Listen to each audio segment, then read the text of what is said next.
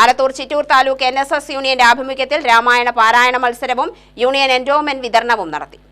Taluk NSS union ഓഡിറ്റോറിയത്തിൽ ചേർന്ന സമ്മേളനം ഒറ്റപ്പാലം താലൂക്ക് NSS യൂണിയൻ പ്രസിഡന്റും NSS ഡയറക്ടർ ബോർഡ് മെമ്പറുമായ P. നാരായണൻ നായർ ഉദ്ഘാടനം ചെയ്തു. 18 വയസ്സും സ്വസ്ഥ ബുദ്ധിയുമുള്ള ഓരോ വീട്ടിലെ എല്ലാ അംഗങ്ങളും നാഷണൽ സൊസൈറ്റിയിലാക്കുന്നത്. എന്താണ് അങ്ങനെ പറയാൻ കാരണം? ഉദാഹരണം ഞാൻ പറയാം. ഇപ്പോൾ കുട്ടികൾ അവർ കോളേജ് അഡ്മിഷൻ വേണം, ജോലി വേണ്ടൊരു എല്ലാ കാര്യത്തിലും അപേക്ഷ വേണ്ടി പൂരിപ്പിക്കുകയാണ്. അതിലൊരു കോളേജ് NSSൽ അംഗത്വമുണ്ടോ ഉണ്ട് എന്ന് എഴുതണമെങ്കിൽ അപ്പോൾ അതിനുള്ള നടപടി നമ്മൾ എടുക്കണ്ടേ? അപ്പം അതിനു വേണ്ടിയാണ് എല്ലാവരും 18 വയസ്സ് തികഞ്ഞാൽ ഉടൻ NSSൽ മെമ്പർഷിപ്പ് അടയ്ക്കുക, ഇതെടുക്കാം. അത് ആവശ്യമുണ്ടോ ഇല്ലയോ എന്നുള്ളതൊക്കെ പിന്നീട്. പിന്നെ നമ്മുടെ ചരിത്രം നോക്കിയാൽ നമ്മുടെ നായന്മാർക്ക് നമ്മുടെ വീടിനൊക്കെ എന്താ നമ്മൾ പറയുക, ആക്ച്വലി നമ്മുടെ കാരണന്മാരൊക്കെ എന്താ പറഞ്ഞിരുന്നത്?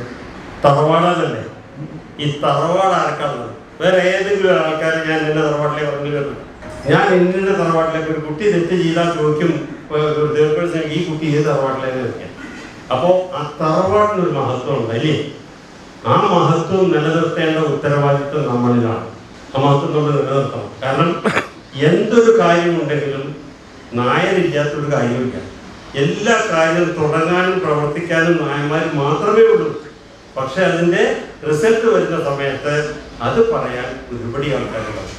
Taluk NSS union vice president Ravikumar Muringamala അധ്യക്ഷത വഹിച്ചു. Nemmara NSS college principal doctor V. Shalini SSLC +2 എന്നീ വിഷയങ്ങളിൽ ഫുൾ A+ കരസ്ഥമാക്കിയ കുട്ടികൾക്ക് എൻഡോമെന്റ് വിതരണം ചെയ്തു. വിവിധ വിഷയങ്ങളിൽ ഡോക്ടറേറ്റ് റാങ്ക് നേടിയ കുട്ടികളെ അനുമോദിച്ചു. Taluk NSS union secretary KK Vineesh Kumar, MS Devadas, KV Ramachandran, വനിതാ യൂണിയൻ സെക്രട്ടറി ഷീജ MG തുടങ്ങിയവർ സംസാരിച്ചു. യൂണിയന്റെ നേതൃത്വത്തിലുള്ള വിവിധ കരയോഗങ്ങളിൽ നിന്നായി 400-ലധികം മെമ്പർമാർ യോഗത്തിൽ സംബന്ധിച്ചു. UTV news, Palakkad.